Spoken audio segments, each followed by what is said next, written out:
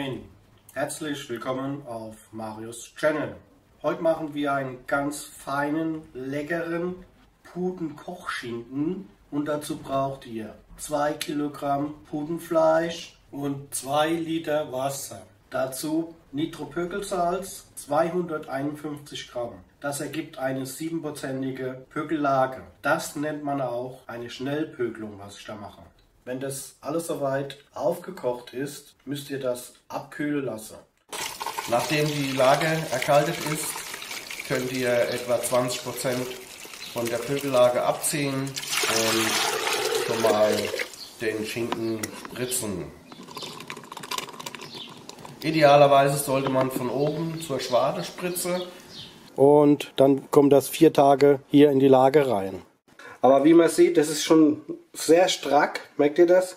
Und es ist voll durchpökelt. Das wird jetzt abgewaschen, wird dann abgekocht und das zeige ich euch dann noch. Wie schon gesagt, der Schinken war jetzt 4 Tage in der Lage gelegen, eine 7%ige Lage. Da habe ich jetzt abgewaschen, das haben wir jetzt hier. Hier haben wir jetzt liegen. Da stelle ich mir jetzt eine kleine Gelatine-Mischung her, also nur so viel, was ihr eigentlich braucht. Das ist jetzt ganz wenig Wasser, vielleicht 50 ml. Und da mache ich jetzt vielleicht gerade so einen Löffel Trockengelatine rein. 130 Blumen, das verlinke ich euch in die Infobox unten. Und da mache ich gerade so einen großen Löffel rein, tue das schnell vermischen. So, das wird jetzt da drin aufgelöst.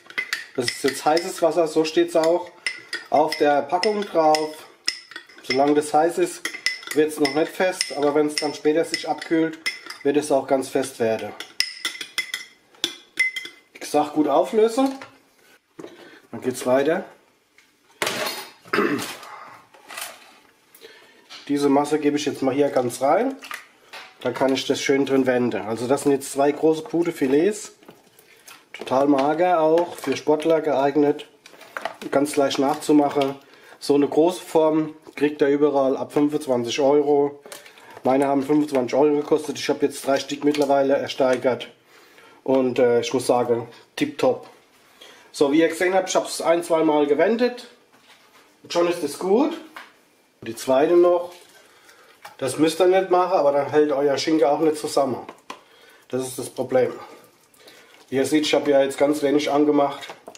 Und es reicht voll. Ja. Es reicht voll. Einfach gut drin wenden. Mit dieser Gelatine kann man alles Mögliche machen. Da könnt ihr auch sogar Gummibärchen machen.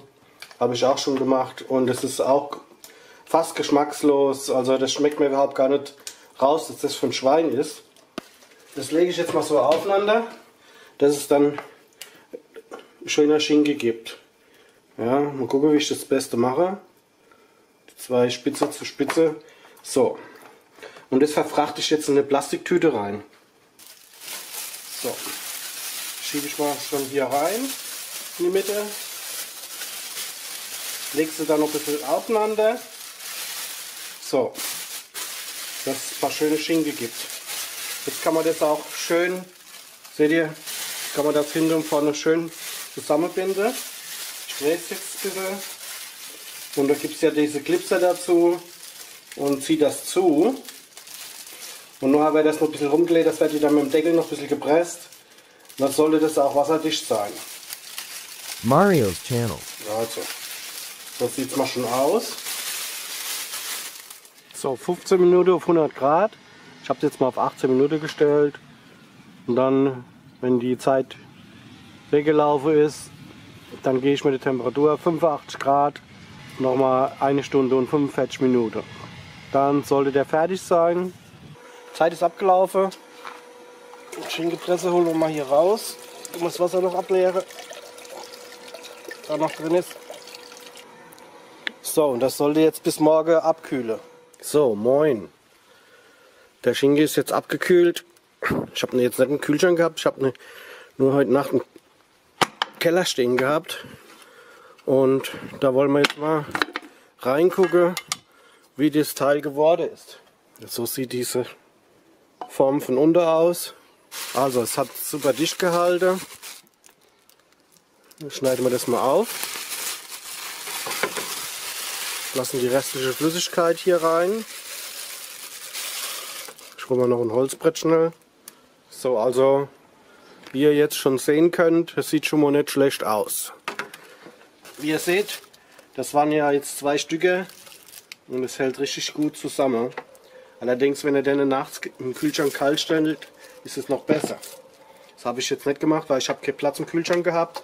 Musste dann so in die Keller stellen. Da ist noch gute Flüssigkeit drin, das kann man zur Suppe benutzen oder sonst was noch, wenn ihr das möchtet. Jetzt möchte ich dann mal ein Stück anschneiden.